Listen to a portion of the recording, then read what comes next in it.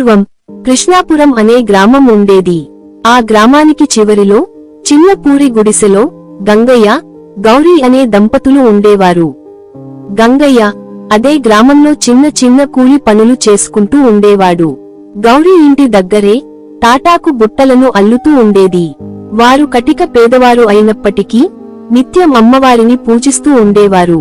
అలా ఒక రోజు పూజ చేస్తూ, అమ్మా, మా దగ్గర ఏమీ లేకపోయినా నీకు నిత్యం పూజ చేసుకుంటున్నాము. మాకు పెళ్ళయి చాలా సంవత్సరాలు అయినప్పటికీ మాకు సంతానం అనేదే లేదు. మాకు సంతానం కలిగేలా చూడు తల్లి. అలా రోజువారికి సంతానం కలగడం కోసం అమ్మవారిని నిత్యం మొక్కుకుంటూనే ఉండేవారు. గంగయ్య రోజు పని కోసం ఊర్లోకి వెళ్లి చిన్న చిన్న పనులు చేస్తూ చీకటి పడేసరికి పనులన్నీ ముగించుకొని చాలని డబ్బులతో ఇంటికి వెళ్లేవాడు. గౌరీ, పనిచేసి వచ్చి అలసిపోయాను. కొంచెం ఏదైనా ఉంటే పెట్టు. ఇంట్లో సరుకులు అన్ని నిండుకున్నాయి అండి. ఏమీ లేవు. దుకాణానికి వెళ్లి సరుకులు తీసుకుని వద్దామన్నా ఇంట్లో చిల్లి గవ్వ లేదు. పోనీ నేను తయారు చేసిన బుట్టలు అమ్మితేనైనా డబ్బులు వస్తాయనుకున్నాను, కాని ఎవరు కొనడానికే రాలేదు. గౌరీ, మనం రోజు అమ్మవారిని వేడుకుంటున్నా మనకి సంతానం కాదు కదా, మన మీద దయ కూడా చూపించట్లేదు. అమ్మ మన మీద బాగా కోపంగా ఉన్నట్టుంది. ఈ లోకంలో అందరిని పుట్టించి వాళ్ళందరికీ సంతోషాలని, సిరిసంపదలను ఇచ్చి మనకి మాత్రమే బాధలను ఇస్తుంది. అమ్మ మనకి ఎప్పుడు అండగా తోడుగానే ఉంటుంది. మనకు రెక్కలు ఇచ్చింది కష్టపడి పనిచేయడానికి. ఈ మాత్రం కూడా లేని వాళ్ళు చాలా మంది ఈ ప్రపంచంలో ఉన్నారు. అందుకని మనం ఉన్నదంట్లోనే తృప్తిపడి కష్టపడి పని చేద్దాం. మనకి మంచి రోజులు వస్తాయి. అప్పటిదాకా మన కష్టాలన్నీ ఇష్టాలుగా మార్చుకుంటూ ఆనందంగా ఉండాలి. అవును, నువ్వు చెప్పింది నిజమే. వచ్చే మంచి రోజుల గురించి ఎదురు చూడటం తప్ప మనం ఏం చేయగలం? సరే అయితే, నేను తీసుకొని వచ్చిన డబ్బులతో ఇప్పుడే దుకాణానికి వెళ్లి సరుకులు తీసుకుని వస్తాను అని గంగయ్య దుకాణానికి వెళ్లి ఆ వచ్చిన డబ్బులతో సరుకులు తీసుకొని ఇంటికి వస్తాడు. గౌరీ తెచ్చిన సరుకులతో వంట చేసి గంగయ్యకు పెడుతుంది. అలా రోజులు గడుస్తూ ఉంటాయి. ఒక రోజు గంగయ్య పని వెతుక్కోవడానికి ఊర్లోకి వెళ్తాడు. అలా సాయంత్రం వరకు ఊర్లో తిరుగుతూనే ఉంటాడు. కాని ఏ ఒక్కరు పని ఇవ్వకపోయేసరికి ఇంటికి తిరిగి ప్రయాణమావడానికి సిద్ధం అవుతాడు. ఇంతలో ఉన్నట్టుండి వర్షం రావడంతో అక్కడే దగ్గర్లో ఉన్న ఒక ఇంటి అరుగుపై నిల్చొని తనలో తాను ఇలా అనుకుంటాడు. అమ్మా, ఏం జన్మమ్మ మాది, పొద్దున్ననగా వచ్చి ఊరంతా తిరుగుతూ ఉన్నాను. ఇంతవరకు ఎవ్వరూ పని ఇచ్చిందే లేదు. ఇప్పుడు చూస్తే ఇంత వర్షం వస్తుంది. ఇంకా ఈ రోజుకు పని దొరకదు. ఇంకిక్కడ ఉండి ఏమీ ఉపయోగం లేదు. ఇక ఇంటికి వెళ్లిపోతాను. అలా బాధపడుతూ వర్షంలోనే ఇంటికి చేరుకుంటాడు. ఇంతలో ఇంటికి వచ్చిన గంగయ్యతో గౌరీ, ఏమండి, వరలక్ష్మి వ్రతం వస్తుంది. మనం కొంచెం కష్టపడి పనిచేస్తే మనకు కొంచెం డబ్బులు మిగులుతాయి. వాటితో మనం వరలక్ష్మి వ్రతం జరుపుకోవచ్చు. ఏమంటారు? ఏమి వరలక్ష్మి వ్రతమో ఏమో, మన దగ్గర చూస్తే నయా పైసా లేదు.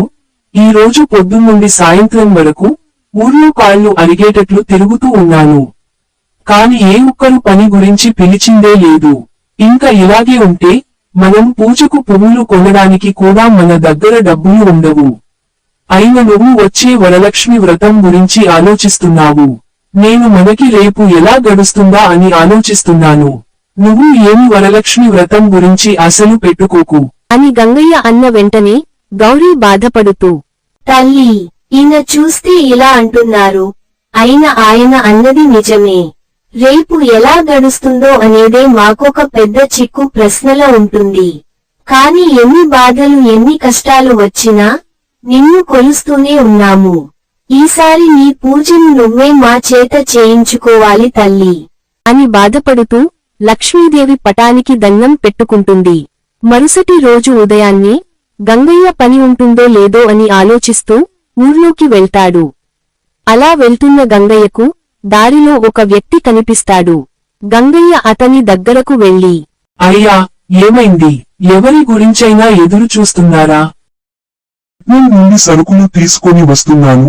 నిన్న వర్షం కారణంగా ఈ ఎడ్ల బండి చక్రం మట్టిలో కూరుకుపోయింది. నా దుకాణం ఇక్కడికి దగ్గరలోనే ఉంది. నాకు ఎవరైనా సహాయం చేస్తారేమో అని ఇక్కడ వేచి ఉన్నాను. సహాయమే కదండి, నేను చేస్తాను. మీరు దుకాణం దగ్గరకు దారి చెప్పండి. నేను వీటిని మీ దుకాణం దగ్గరకు చేరుస్తాను. అలా కొంతసేపటికి గంగయ్య ఆ సరుకులన్నింటినీ దుకాణం వద్దకు చేరుస్తాడు. కూలి ఎంతైంది? అయ్యా, మీరు సహాయం చేయమని అడిగారు. సహాయానికి కూలి ఉండదు. చూడటానికి చాలా మంచి వాడిలాగా ఉన్నావ్. నీ పేరేమిటి? నువ్వు ఏం పని చేస్తావ్? అయ్యా, నా పేరు గంగయ్య. నేను ఈ ఊరిలోనే చిన్న చిన్న కూలి పనులు చేసుకుంటూ ఉంటాను. కానీ గత 2-3 రోజులుగా నాకు ఏ పని దొరకక బాధపడుతున్నాను. సరే అయితే, ఇంత బాధపడాల్సిన అవసరం లేదు. నా దుకాణంలోనే ఏదో ఒక పని ఇస్తాను. రేపటి నుండి పనిలోకి వచ్చేయండి. సంతోషం అయ్యా, మీరు నాకు చేసిన మేలు నా జీవితంలో మర్చిపోలేను అని సంతోషపడుతూ ఇంటికి వెళ్తుంటాడు. ఇంతలో ఇంటి దగ్గర ఉన్న గౌరీ దగ్గరకు 2 దంపతులు వచ్చి, మా అమ్మాయి పెళ్లి ఉంది. పెళ్లికి సంబంధించి కొన్ని బుట్టలు కావాలి.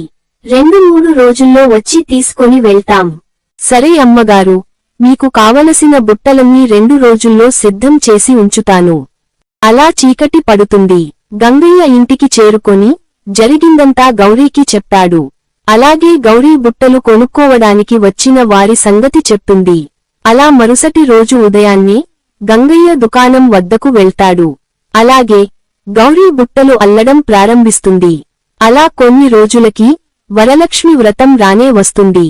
ఆ రోజున గంగయ్య, గౌరీ అమ్మవారికి వ్రతం చేసుకుంటారు. ఇక అప్పటినుంచి వారు కష్టపడుతూ వారికి ఉన్నదంట్లోనే ఎవరికో ఒకరికి సహాయపడుతూ తమ జీవితాన్ని సంతోషంగా గడుపుతారు. అమ్మవారు మన ముందు ప్రత్యక్షమే కానవసరం లేదు. మనం చేసే పని మంచిదైతే ఆ అమ్మ మనకు ఏదో ఒక రూపంలో వచ్చి మనకు సహాయం చేస్తుంది. అందుకే అధైర్యపడకుండా మనం మన జీవితంలో జరిగే ప్రతి సమస్యను ఎదుర్కొని ఆ దైవంపై భారం వేసి ముందుకు నడవాలి. ఆ దైవమే మనకి తప్పకుండా దారి చూపిస్తుంది.